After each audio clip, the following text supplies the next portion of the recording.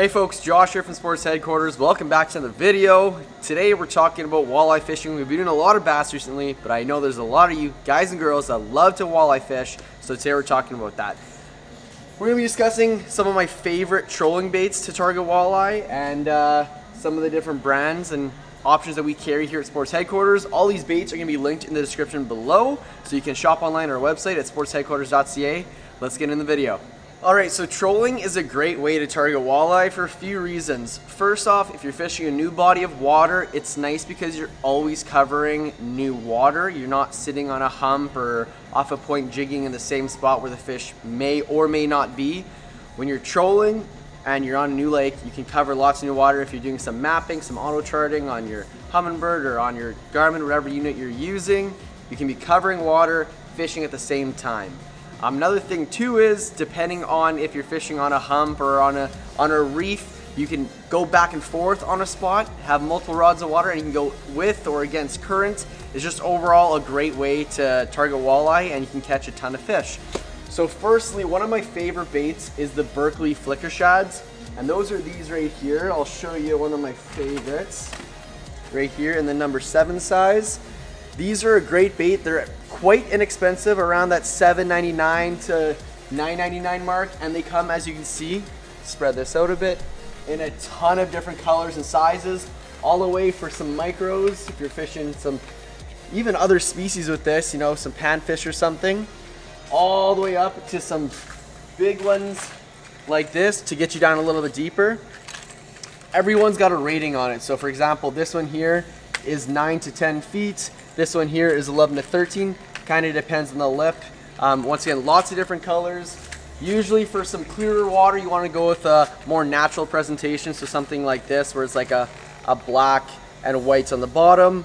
If you're fishing a little bit murkier water, try going something a little more out there, like a chartreuse, something like this, a little bit brighter, right? That, or even a really popular, the fire tigers, right?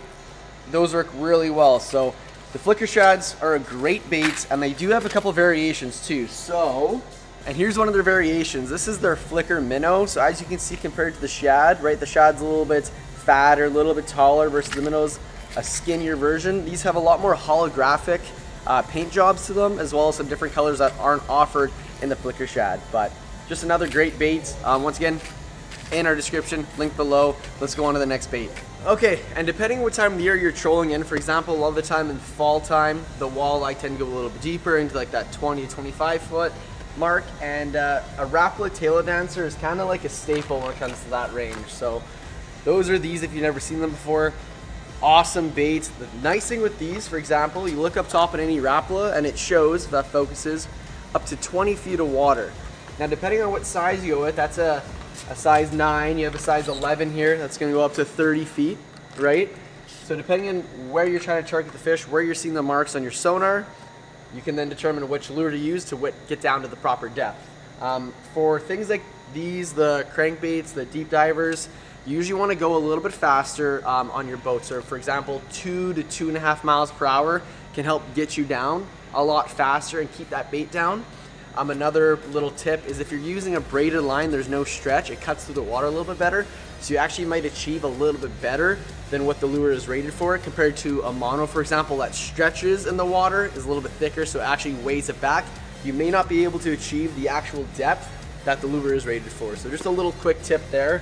But Rapala tail dancers, great trolling baits. Let's get on to the next one. And another staple trolling bait for walleye, guys, is a Reef Runner. These baits are quite unique in their shape, their colors. They have pretty cool color variations, and you can achieve almost 21 feet with this, depending on your line diameter and how fast you're trolling. But these are fantastic baits. They look great, and 100% they catch fish.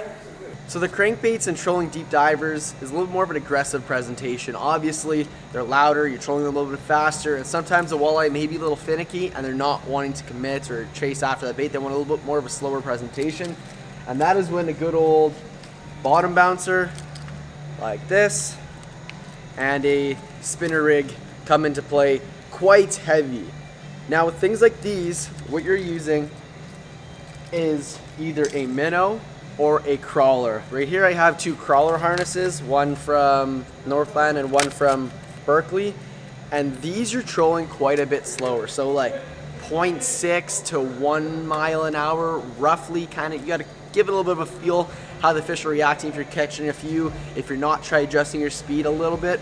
But basically what happens is these bottom bouncers, this metal wire is what goes on the bottom. You troll slowly, and this is supposed to help prevent you from getting snagged. Now you will still get snagged every now and then, unfortunately, just that's what happens with rocks and fishing.